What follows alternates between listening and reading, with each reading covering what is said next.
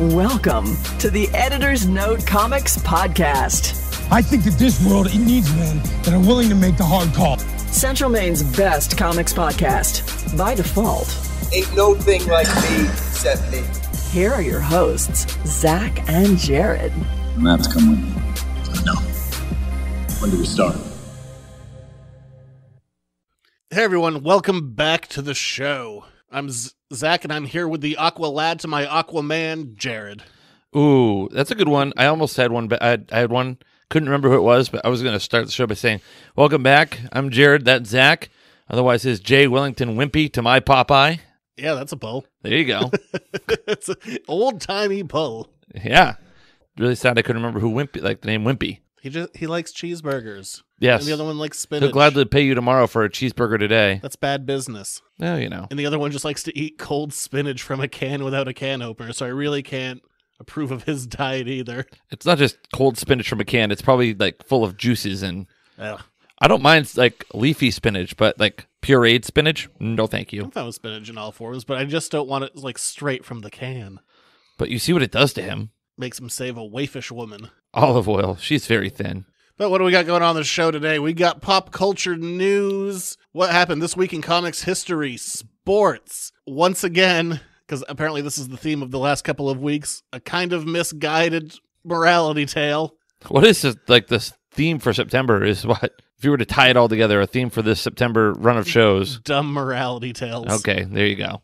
That boil things down to the basis level of something and teach us nothing. Oversimplification. This one's about racism. Oh, jeez. Spoiler for the end. It says, don't do that. Yes. Really dumbing it down. And then we have your questions. So I guess from there we can just dive right into the news of the week. Before we get started, does anyone want to get out? It's time for the news. Let's do the big news, I guess. Yes. There's not really... Why are you hovering over the bell? I just sometimes I feel the need to ring. More news around the Infinite Crisis crossover over on the CW shows, because boy, they keep getting everyone. Or not quite this time, but they got back Superman and Lois Lane from Smallville.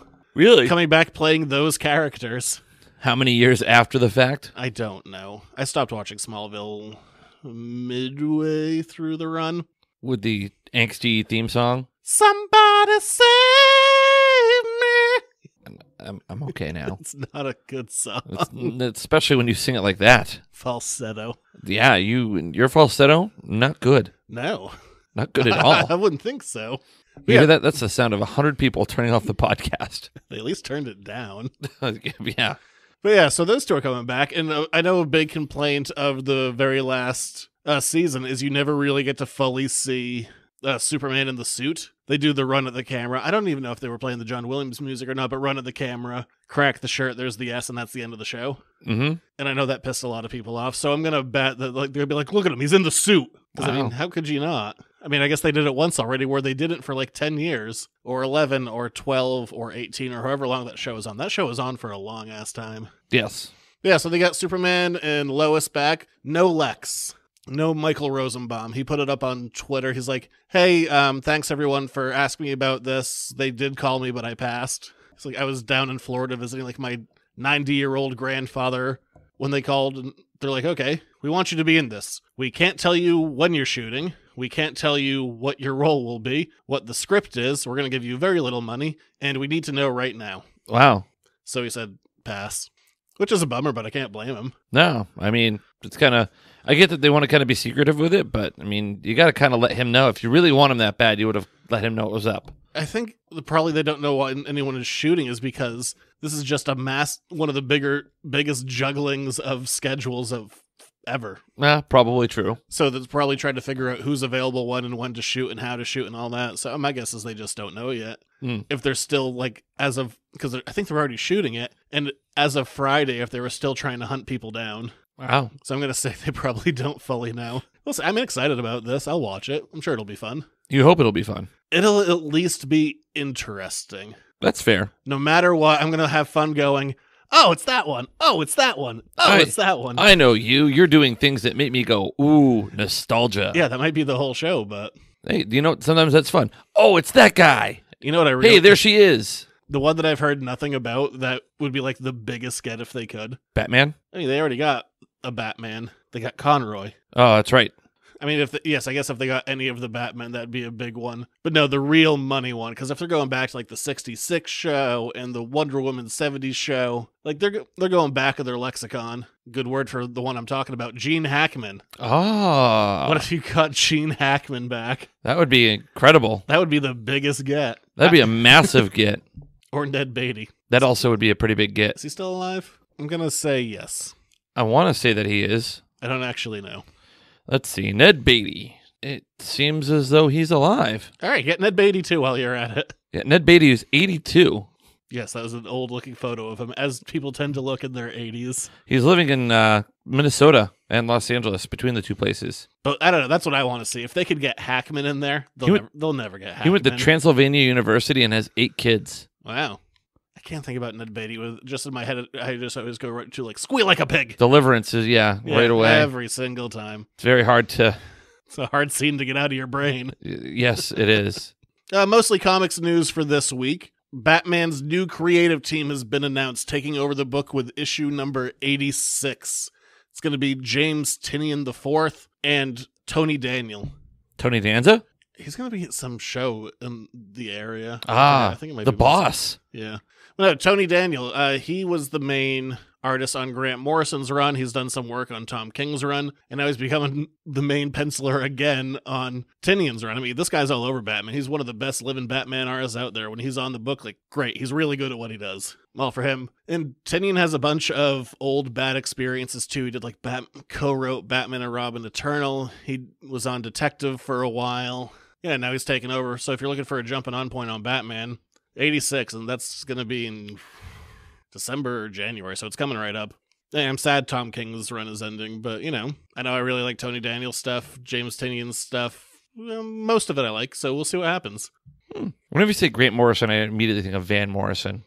Wrong thing. Yeah, I know. I don't know the color of his eyes.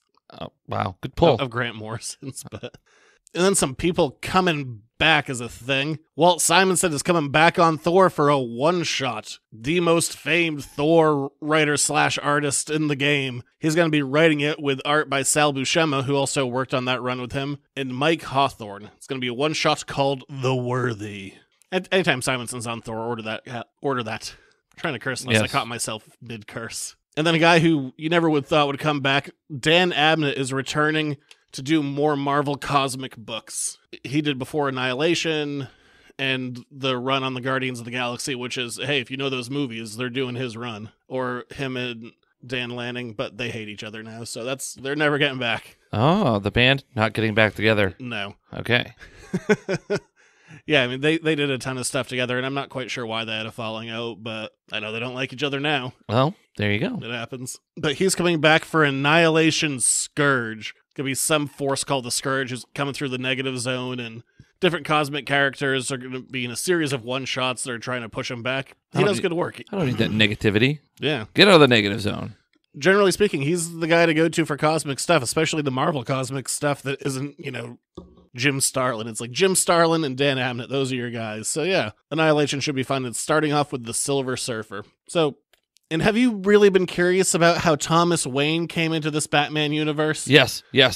Crazy Thomas Wayne who... That C.T. Wayne, C. Thomas Wayne. Stabbed the Reverse Flash through the chest in an alternate timeline, but now he's over in this timeline for some reason. Because things... I think you read that one. Did you read Flashpoint? Yeah, where he's on the cosmic treadmill? Yeah. Yes. Okay, yeah. He was in that. He was the evil, crazy Batman. Yes. Like to shoot people. He's in the regular Batman universe, has been for a little while. Very murdery Batman. He is. Right now he wrestles Bane naked. What? I didn't really understand that part Is either. it the same? Is this the same Batman whose dong we saw like a couple years ago? No, that's a different Batman. That's just regular Bruce. Bat dong? Batawang. Oof. That's not mine. I have no idea where the origin of that one is. I like Bat dong. But yeah. Wait. I like the term Bat dong. Bruce's Peace. That should have been the name of the name of the issue. Bruce's Peace, but spelt like peace, like P-I-E-C-E, not P-E-A-C-E. Yeah, I understood. Okay, just making sure. It was called Batman Damned. Yeah, damn. That was the actual title. But how he came into this universe is going to be revealed in Tom King's Batman run in number 84, right before the end in 85. This will connect to the Button storyline with Dr. Manhattan and all that pizzazz. But yeah, we'll find out how he got over there, because one day he just kind of showed up. So not surprised that it's getting revealed, but good to know it's coming. And then the real thing we're here to talk about. Oh, yeah? So many things that you have no investment in the news this week. Nope, none. Including this story. I am the one who knocks. Damn right. The El Camino had its first real trailer. El Camino being the sequel movie to Breaking Bad. They had said during the Emmys they were going to drop it. And then it was like 3 hours into the Emmys, they dropped a 1-minute commercial that wasn't really a trailer and was deeply unsatisfying. Yeah? It was just a shot of the car. You could see like Jesse's hand turns the radio to a station, and they're like, police are looking for a person of interest. I'm like, oh, you mean the guy that just escaped the meth lab where there's a bunch of bodies? Yeah, I know that. That doesn't surprise me. That does sound like a person of interest to me. It's just 1 minute of him sitting in a car, which doesn't do anything. But then they kind of made up for that. I don't know if this was always the plan, but they released an actual trailer. Oh, okay. It's still pretty much a tease. We didn't really learn a lot in that trailer. No. He had a beard, then he didn't have a beard. He had hair, then he didn't have hair. He's all scarred up. Well, he's got to shave off from that time he was kept as a prisoner of neo-Nazis in their meth ways. There was an article this week, I forget where, was it Hollywood Reporter, I think, where they said there's going to be at least 10 Breaking Bad characters in this movie. They wouldn't say who they were other than Skinny Pete and Badger, who we saw in the trailer. So it also makes sense that Jesse would go to his friends. He's like, I've escaped this, again, neo-Nazi meth lab. I guess I'll see my friends. Yeah, it works. On the other hand, probably where the cops would go first. Also probably true. Yeah, so I don't know. It looks like a couple of familiar locations, but they're keeping it. I like this. This is a teaser in every sense of the word. They show you just enough to be like, what is this? Is that what I think it is? Without giving you much. I liked it. I like that it's only a couple of weeks out. Going in pretty cold, but I'm still getting these little tastes like over the last month. Do you feel properly teased? Yeah, I was going to watch it no matter what, but it's nice getting that, taste ahead of time. That little, kind of flick upside the head. Remember me? No? Yeah, yes, I guess it's like getting flicked upside the head. Yes. I don't know what I was going for there. I don't either. It worked. I mean, I love the show. I love Better Call Saul, one of the best shows on TV, if not the best show on TV right now. So I'm all excited for this movie. I have no reason in the world to think it's not going to be great. It'd be very disappointing if it is. Yeah, I guess it would be, wouldn't it? Just there's no, because it's such a tight story. There's no real standout bad episode of that show. It's all I don't know. I can't speak to it. I don't know, I'm looking forward to this. October 11th, baby. But I think that's it for the news that Jared didn't care about. I mean, whatever. I work with what I got. Yeah, exactly. Me. Yes, that's true too. So I guess from there we can move on to this week in comics history. Superhero landing coming up. This week in comics history. Not a huge week. There were some minor characters that showed up that I didn't bother writing down. This is a really lean week here in September. Yeah. Not much happens in late September. Apparently nothing has happened in history either, but there are a couple of biggies. Okay.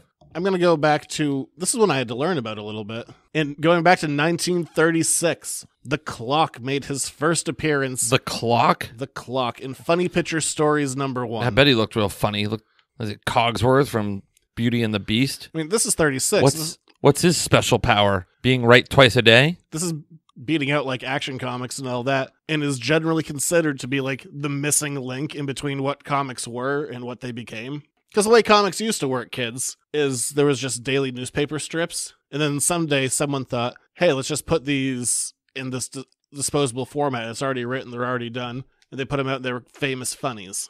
And that's how comics started, and then we got more stuff like that. But The Clock is kind of your gateway over to superhero stuff. While he's not as exciting as a Superman or a Batman, he had all the trappings of it. Did he now? He had a secret identity, secret underground lair, gadgets, including a cane that could shoot stuff, and when he would stop crime, he would leave his calling card behind that just says, "The clock has struck." Come on, that's so cheesy, but in a good way. That's good cheese. Oh, you're looking up The Clock. Yes, I am. Wow. Oh, no. This is The Clock. He's hitting a Nazi demon. There's a lot going on that cover. Spirit of 76 battles Satan, the Black Cat, Red Blazer, the Zebra. Wow. Oh, B-Man. Now we're talking. Who the hell's B-Man? I want to know more about him. Yeah, so the Clock made his first appearance. Without him, do we get to superheroes? Probably, but he's the one that got us at least took that first step. In 1952. Oh, there's a recent The Clock Strikes. Look at that. I have no idea what that publishing company is. Yeah, there you go. Also in Crack Comics. What the hell? In 1951, an actor who was on the up and up, George Reeves, filmed his first time as Superman. Did that in 1951. It was a TV movie that was designed to be a backdoor pilot, Superman and the Mole Men, except no one would pick it up. So it sat dormant for about a year until 1952, this week, when Superman and the Mole Men dropped because Kellogg's decided that they would sponsor it. Isn't it the same cereal company that was like anti-masturbation? I do not know. That is an interesting factoid, but I do actually have one related to sex in this story. So part of this sponsorship deal that Kellogg's did with the whole cast of the Superman show was that they would have to appear in Kellogg's commercials, like in character, except for Lois Lane. Everyone got to do it. And what's her name? Noelle Neal, I think her name is. You'd have seen her most recently, I think, in Superman Returns. She's like in the first 2 minutes of that movie. Kellogg's. It was Kellogg's. Cornflakes were part of an anti-masturbation crusade. By being bland? So boring, you can't get excited. Michigan physician John Harvey Kellogg invented cornflakes. But, okay, so back to the sponsorship. Yeah. The reason they couldn't have Lois eating Kellogg's cereal is because it was too suggestive to have her and Superman eating breakfast together. Oh. Kellogg's solution to all this suffering, which I guess was like masturbation and whatnot. He thought that flavored meat and certain flavorful seasoned foods increased sexual desire, and that plainer food, especially cereals and nuts, would curb it. Holy crap, I was right. Yeah. I thought it was you who told me that Kellogg's was like anti-masturbation. I might have if I did tell you You that. Google fact. him, it says known for the promotion of circumcision to stop children from masturbating, the Battle Creek Sanitarium, and cornflakes. What was that middle one? The Battle Creek Sanitarium? Don't know. But Battle Creek, Michigan's where Kellogg's is from, so... Anyway, moving on. Cool. It's a weird rabbit hole. Yes. In 1971, Marvel did have a relatively major character appear. It's not super famous character, but well enough that like his first appearances and early appearances all do really well. Werewolf by Night first appeared in Marvel Spotlight #2. Isn't that when werewolves usually come out? Unless it's the movie Teen Wolf. Yeah, I mean, it's right on the cover. It's like, by a full moon, like, he comes out blah-de-blah. It's like, all right, so like 3 nights a month. That's not terrible. No, you can handle that. He's also an inconsistent hero if he can only help you 3 days out of the month. Well, you better plan your crimes accordingly. In trouble? I can't help you. It's still a week and a half away from the lunar cycle. Yeah. Ooh. Oh, no. What if it's cloudy out? I'll be curious if that character comes back. He's always had this like kind of underground following. And there are plenty of characters that, were small, that just never went anywhere. But he's always been kind of consistent with fans, so we'll see. And then here's one that I didn't know existed. Okay. Which probably tells you how popular it was. Okay. In 1979, the animated Spider-Woman TV series made its debut. Wow. That's a thing? Yeah, right? You ever hear that? Do they have any memes of that? Not that I'm aware of. I should look that up later. They greatly changed her origin, characterization, and basically everything about her for the sake of TV. I can tell you the title card looks almost identical to the 60s Spider-Man one. Really? Yeah, animated Spider-Woman. Who knew it was a thing? Probably people in 1979, but those people are fogies. But that's it. Those are the biggies for this week in comics history. Now from Blade the Vampire Hunter to Blades of Steel. All right, you can take it. There you go. I was looking up my list. Jared Sports Reports. He's running down the middle by the 50. He's at the 30. Bare-chested. The guy is drunk, but there he goes. Oh, and they tackle him at the 40-yard line. It's time for another Jared Sports Report. I'm almost out of these. Do you need me to workshop some for you? You can do it if you want. All right, I'll get right on that. I only got a few weeks left, and one of them I'm saving. Really? I got one for the Super Bowl. I can't use that yet. Wow. So anyway, not a lot of hockey talk except for the Bruins are in preseason. There's the hockey piece for the Blades of Steel. Woo! Let's see. The Red Sox have been officially eliminated from postseason contention, so there will be no Red Sox in the playoffs just 1 year after being in the World Series. What do the playoffs look like? Looks like, well, the Yankees won the division. I think the Indians and Rays, somebody else, I'm not sure. I haven't really been paying attention to baseball this year, to be honest. That's fine. My fantasy football team is 2-0, though. Thurston 10. Yep. I beat Giant Disappointment this week. Weirdly enough, the Giants won. They did, in a pretty entertaining game. Daniel Jones getting his first start for the Giants. Pulls off a fourth quarter comeback. So real interesting stuff there. Let's talk Patriots. Speaking of interesting stuff, last week we were talking about the Antonio Brown saga. Well, it's over in New England. I cut about 10 minutes of that. That went on forever. Well, he got cut for life from the Patriots. So the 10 minutes you cut from our conversation, a moot point. Antonio Brown, more allegations came out throughout the week, including that he was sending harassing text messages to his accuser, and the Patriots are like, well, too bad, and they let him go on Friday, actually like Friday afternoon, and they had been practicing with him Friday morning, so he's gone. No more Antonio Brown in New England. They went on a tweet storm. Yes, well, initially... Deleted most of them. Initially, it was, thanks for the opportunity, and then it turned around to being... wow, there's a real double standard here, and I just lost like $60 million in 2 weeks. And it's like, well, it's your own darn fault. He threw being a knucklehead. I don't remember what they were. I looked at them, I was like, hilarious. There was one of him in a foam pit with somebody, and it talked about Robert Kraft in the salon parlor. Yes, that was the one I was thinking of. That was really awkward and weird. But the New England Patriots, big win over the Jets. They have not allowed a touchdown in their last... it would be 4 games, including the Super Bowl, defensively. They have not allowed a touchdown. Defensively, they gave up 2, one on special teams and one on a pick 6, which really screwed a lot of people over who may have taken the Patriots to cover at 22.5 points. Was that you? I don't bet on football games like that. I don't bet against the spread. I'm just in a picks pool. So that's what they would call a backdoor cover. And it was Jarrett Stidham who went in, usually, really early comparatively, because he went in with 8 minutes ago in the 4th. Usually Brady doesn't come out until it's time to kneel the ball down, and Stidham threw a pick 6, and probably the last we'll see of him this year. He's probably going to toil away in obscurity on the sidelines. I don't know what was happening during that game because I was listening to a different game on the old-timey radio. But all I know is something happened, and my entire Twitter feed was just screaming at someone on the Patriots. May have been Julian Edelman got hurt, but he's going to be fine. Josh Gordon got beat up, but he should be okay. They lost James Devlin to the IR with a kind of I think it's a neck injury. He's their fullback and really a key part of their run game. Matt Slater made an incredible special teams play. Could have been any of those things. So the Patriots are 3-0 going to Buffalo to take on the Bills, who are also 3-0. The only division in football with 2 undefeated teams, the AFC East. And they'll duke it out in Orchard Park, New York on Sunday. Bills Mafia. I think there's already an over-under bet on how many adult phallus toys will be thrown onto the field. Why? You don't know that this is a thing that's been happening in Buffalo since a couple years ago when the Patriots play there? No. Oh, well, let me show you a picture. Why are people throwing dildos? Because they're from Buffalo, Zach. They're from Buffalo. Are they throwing them at the Patriots or at the Bills? To be determined. It's the Bills Mafia. What does this mean? Why? There you go. Right there in a Patriots game. Why? That's not the first one either. Yeah, that's just a big old dildo. Yeah. Let's see. Oh, there's the official disposing of it. Just literally kicking a dick. Yeah. There you go. So people are expecting people to jump through tables and throw rubberized, vulcanized plastic dongos onto the field. Weird. Yeah. What a weird tradition. It's the fact that it's a tradition in itself is disturbing. Are security not going to be patting people down for that? Zach, you could pat somebody down and they still could have it on their person. Just saying. That's weird. Bills Mafia, baby. What other sports reports are there? None, really. That's all I really had. All right. I'm glad that you could have this dildo report. Great. I could do one NBA thing. Let it breathe, because we're about to have 9 months of NBA from you. Let it breathe. Rule changes. Let it breathe. Is the ball still round? Are they still putting in the hoop? The Bucks were fined for talking to their own player about his contract.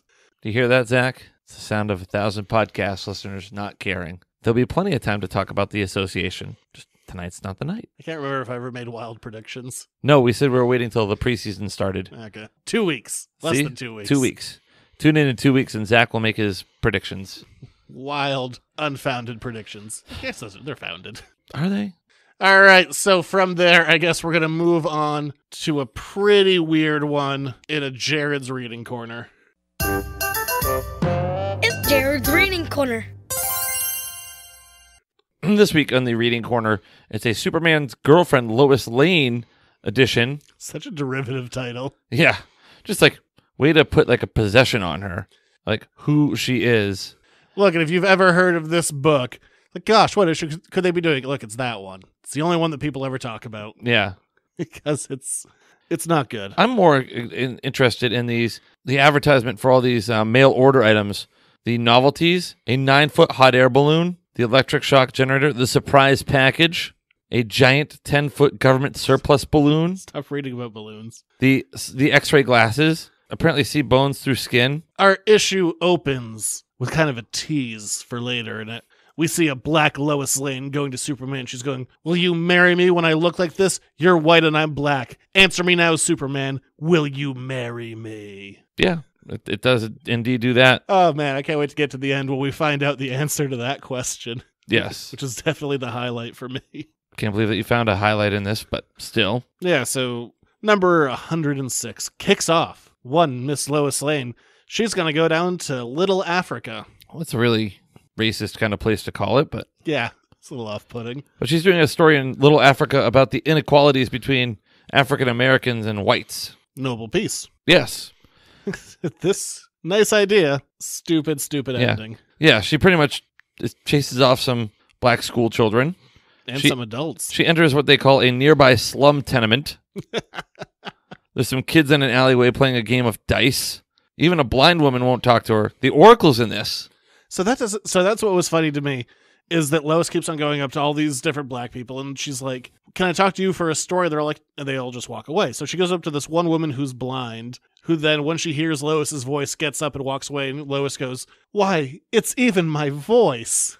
Yeah. So if she changes the color of her skin, how does that solve the voice problem? That's a really good question. But she fails at getting an interview. Yeah. So Superman shows up because earlier in the issue, he's like, "She's going to Little Africa.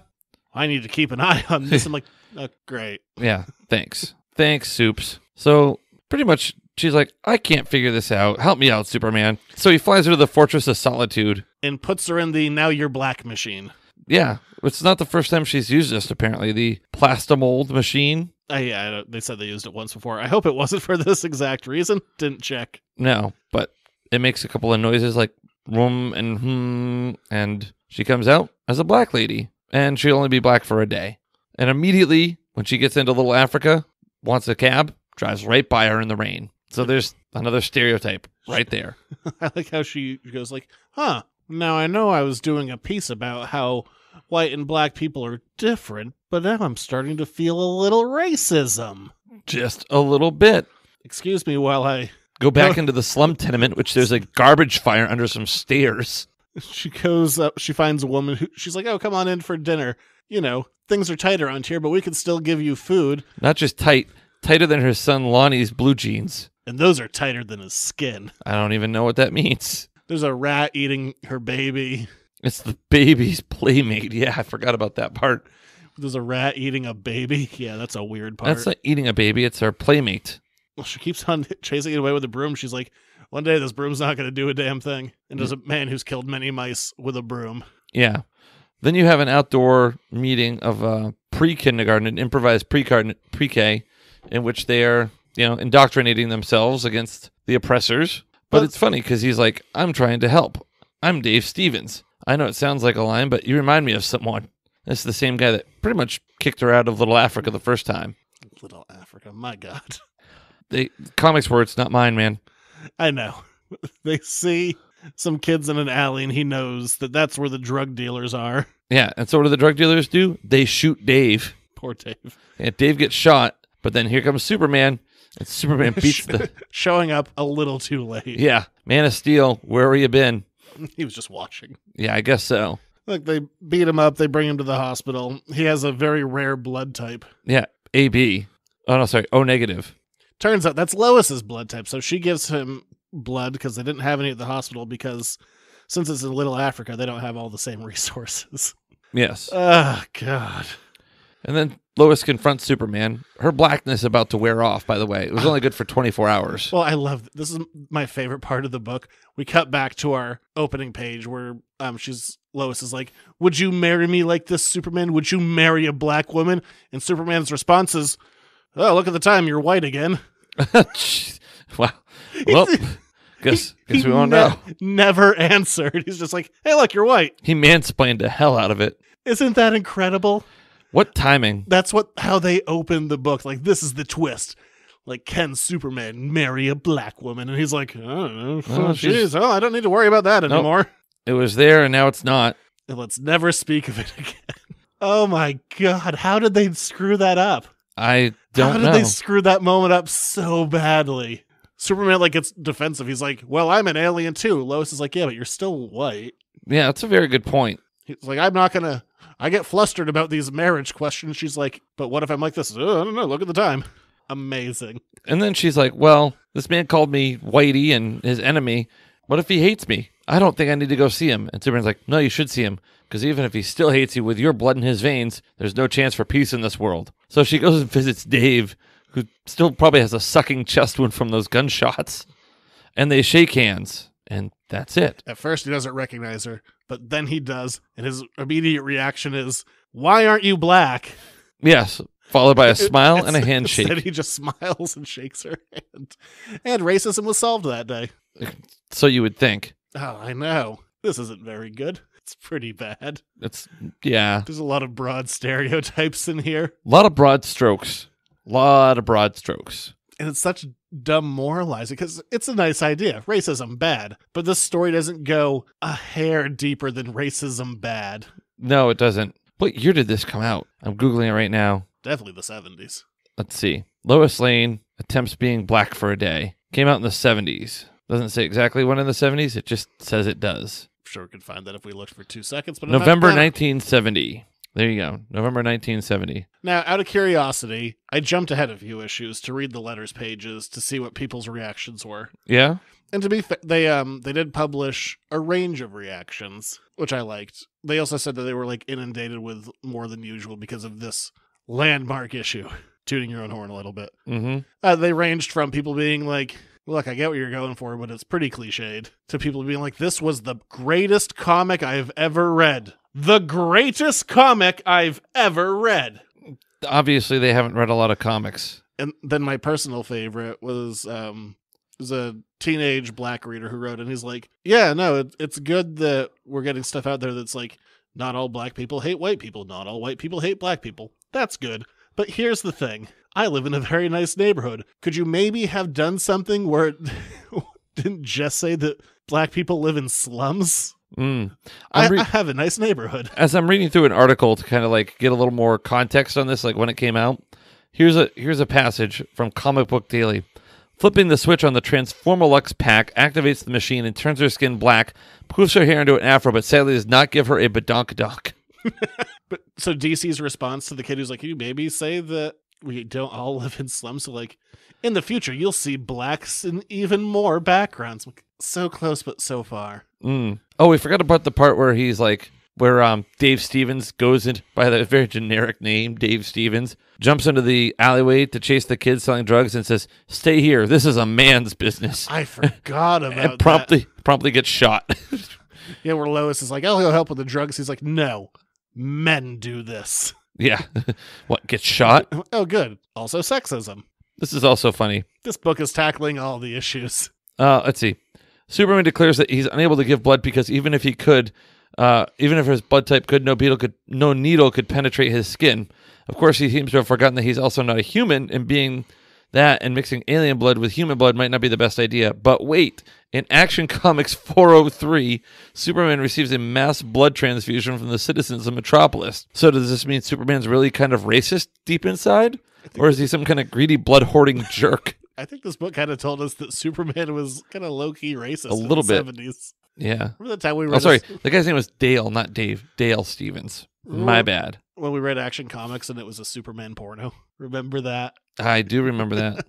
That was a weird one, because that's how we roll in 2019. I don't know. Any other thoughts on this? Oh, it was also based on... the idea from it came from the film Black Like Me. Oh, yeah. It's also a Boy Meets World episode about that. It's kind of like the reverse of, granted this happened before then, but have you ever seen when Eddie Murphy, when he was on Saturday Night Live, does the skit where he makes himself a white man? I guess not. It's really funny. It was kind of like a precursor to Dave Chappelle, like a Dave Chappelle skit. Yeah, Eddie Murphy is good. Yeah, I mean, he's funny. So. Yes. Well, there you go. This isn't very good, but it's probably the only issue of Lois Lane that anyone remembers. And for all the wrong reasons. What's the point of this? It doesn't give like any kind of solution or hard look at it. Is there any follow-up to this? No, it just says racism bad. But like, there's not next. Hey, Lois, remember the time you were black? No. No, I don't think they'll be bringing this one up again. No, then I don't know what to say about it. All right, that's it for that. We're going to move on to your questions and letters to the editors. Lot of questions, number one. Damn few answers. Here's another one of your letters to the editors. Make it so. I'm going to throw you under the bus for this one. Okay. Question was asked. Oh, by the way, if you want to ask your own questions, you can email those in at editorsnotecomics@gmail.com. Mm-hmm. Ask whatever. I don't care. Ask away. I guess, keep it pop culture-y. Don't be like, how's the new Facebook dating service? I'm like, I don't know. All right. What is a Facebook dating service? Yeah. Oh. Didn't they start that? I don't know. So there are a bunch of, about 5 Batman titles on the shelves these days. I counted. There's 10. Okay. Not including, Justice League books. All right. But what's the difference in all of the different Batman titles? The words. Yes, thank you. There you go. And the pictures. Yeah, exactly. Throw me under the bus. I answered that question masterfully. All right, I'm going to throw these at you. You see how long I continue this charade. Batman. Just regular old Batman. What's up with that book? It's just regular old Batman. He's just doing Batman-y things. Close-ish. This is your flagship book. If you're looking to read Batman, just going with regular old Batman is usually the way to go. It's not the oldest running Batman book, but just with a nice simple title. This for decades has been the flagship Batman book. If you want to jump on Batman stuff, regular old Batman, that's where you go. Detective Comics. This is where he does detective-y things and solves mysteries. I mean, sometimes. Yeah. Who doesn't love a good mystery? A good solving of a mystery. Yes, a good enigma. It really has nothing to do with the title, aside from him being the world's greatest detective. This is just your secondary Batman book. If you were going to jump on something else, then this is the one. They had a good long streak going for a while with James Tynion IV, who we mentioned before, who's taking over Batman. But recently it's been kind of bringing a creative team, they do an arc, they get out. Bringing another creative team, they do an arc, they get out. I don't know how long that's going to keep going, but I mean, the book will go forever because it's been going since the 30s. Yes, no mystery there. This is a nice, easy one. I'm counting this one. There have recently been some reprints. Not going to get clarifying on that for you. But they are kind of neat. Both Marvel and DC have been doing this thing recently where they've been reprinting books, which is nothing new, but what they have been doing is reprinting them with all the old ads. Oh. So it's as close as you can get to actually reading those original issues. They recently did a Batman one of Poison Ivy's first appearance. Not a crazy expensive book, but pricey enough. Yeah. Batman and the Outsiders. Oh, this is where he's in that S.E. Hilton teen novel. I didn't get that one. You never read The Outsiders? Guess not. Or is it just Batman and a bunch of loners? Essentially. See, I got it right. Outsiders. I'm 3 for 3. Outsiders has been kind of a long-running, lower-end team. Right now it's being led by Black Lightning. Katana's usually there. Oh, okay. It's like a bunch of nobodies. Yeah, usually third or fourth string tier characters that Batman runs around with. Sometimes he's on the team, sometimes he's not. Right now he is. Good for bats. That one's pretty early in its run. Curse of the White Knight. Well, he's usually the Black Knight or the Dark Knight. So the Curse of the White Knight. He is struggling with being a good guy. This is a mini-series, and if you're from Maine, the guy who's writing it and drawing it is out of Portland. This is the second mini-series in the White Knight franchise, and this is 2 or 3 in now. Batman's going to go up against Azrael. We haven't seen it yet. The Joker was also good. Now he's not again. Harley, a thing is going on with her. I don't feel like spoiling it, so I won't. But this exists in its own little pocket universe, so if you're looking for something nice and easy, and also has a fair amount of prestige to it. Yes. I don't know why I did that, but I'm going to go with it. I'm saying I'm 4 for 4.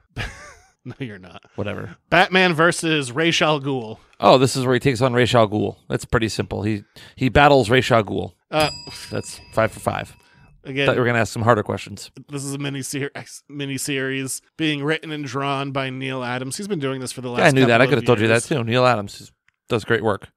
One of the best. I know I said this about Tony Daniel, but Neil Adams. One of the seminal artists. Yeah, he might be the biggest living Batman artist out there. That being said, I wouldn't necessarily pick this up unless you were a pre-established Neil Adams fan, because he's been doing this writing and drawing stuff for a little bit, and it's kind of out there. So unless you're already in the bag for him, I wouldn't. This is the one with the bat dong, isn't it? No, that was Batman Damned. Is that part of just the Batman line? Hey, that was a spinoff book. Oh, okay. And then Batman Secret File. Oh, these are the secret files of Batman, the ones that you're not supposed to see, but we get them anyway. Kind of like the X-Files or Unsolved Mysteries. 6 for 6. Yeah, this is just this is one barely ever comes out. So if you're not reading the main title, I wouldn't bother with this one. It's just creators come in, they get to tell small little stories. That's about that one. See, I was right. Oh my God, there's still 3 to go. Oh, there's a lot of Batman titles out right now. All right, keep coming. Let's go. Batman and Superman. Oh, this is Batman and Superman. They hang out and fight crime together. 7 for 7. This series is mostly spinning out of the Dark Knight's Metal series, so if you didn't read that, I wouldn't jump on it necessarily. That being said, it's only 2 issues in, so, it could be new reader friendly, but, up to you. All right, 2 to go. Here we go. Batman and Ninja Turtles number 3. That's Batman and the Ninja Turtles are together, and they fight crime. It's 8 for 8. Yeah, this is the 3rd part of the series. It has the added bonus of Kevin Eastman is in there drawing the old Mirage Turtles. Everyone got mashed together with their appropriate other side universe counterpart, and they all got to team up to, fight some bad guys. Yeah. It's fun and stupid, but in a good way. I do mean that in the best way possible. Just like this show. And finally, Batman Universe. Oh, this is Batman in Space. 9 for 9. Not even close. Yes, it is.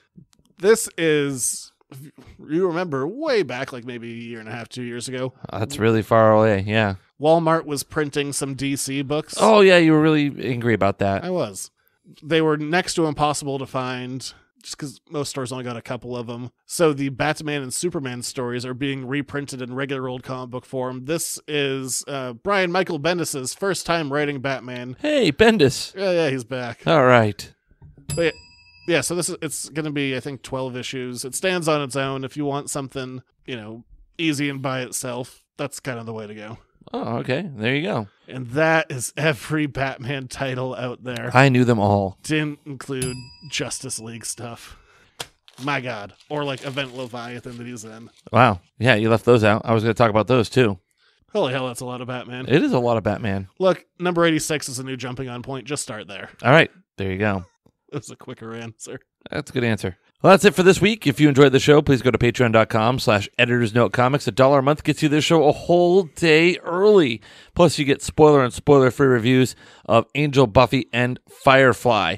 And some other podcast-exclusive, Patreon-exclusive stuff from Zach. So that's cool stuff. You can also find him at 210 Water Street in Hollowell and online, editorsnotecomics.com. He's also on Facebook, Instagram, and Twitter. Anything cool or exciting or we need to know about the store? Nope.